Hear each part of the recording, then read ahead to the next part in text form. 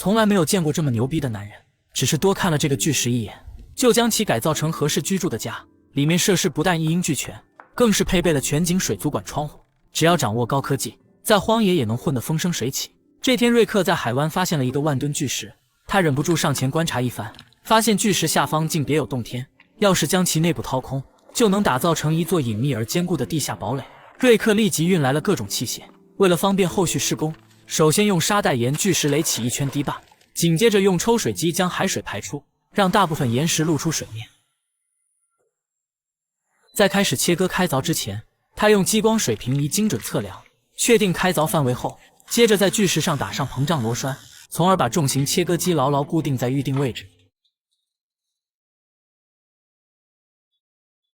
經過簡單的調試之後，瑞克把切割機啟動，鋒利的鋸片緩緩切入岩石，冷卻用水夾雜着鹽屑飛濺而出。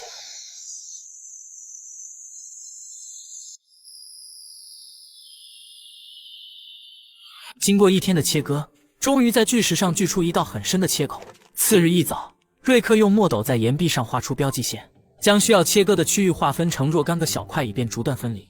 隨後掏出衝擊鑽，在每條標線交界處密集打孔，為後續分離作業創造斷裂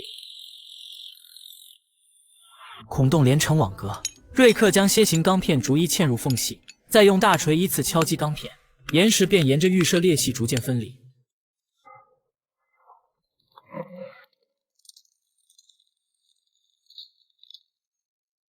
鑿開的石塊直接推入海中，沉入海底的石塊激起層層浪花。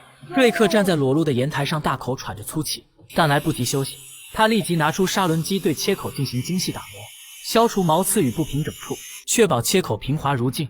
這麼好的手藝，肯定能找個好工作。找工作交給58同城就成，效率超高，還能租房賣房，找生活服務。完事後還要將上面的灰塵給擦拭乾淨。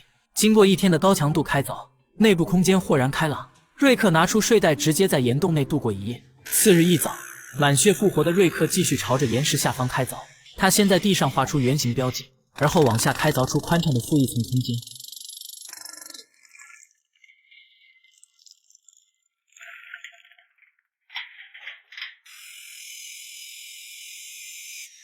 這部分其實已經處於水下，在岩壁上掏出個窗洞，然後裝上高強度的防水玻璃窗，便能將深海的瑰麗盡收眼底。窗外幽藍海水緩緩流動，魚群如彩帶般穿梭於珊瑚之間，宛如一幅永不落幕的畫卷。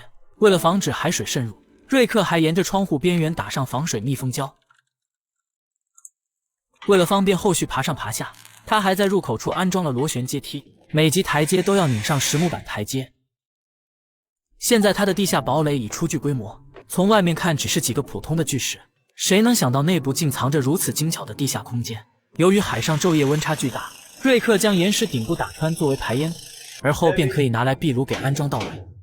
將壁爐點燃之後，火焰緩緩升起，暖意逐漸蔓延至整個岩洞。接下來，瑞克繼續將家具給組裝到位，全實木的操作台，以及一張柔軟舒適的大床。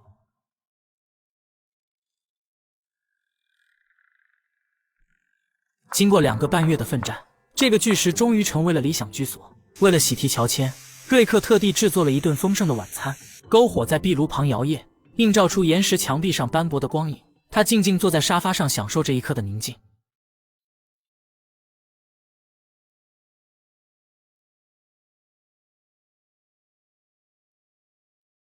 閒暇之餘，瑞克還會爬上屋頂甩上幾桿，不僅能鍛鍊身體，還能改善伙食。這樣的生活簡直不要太愜意。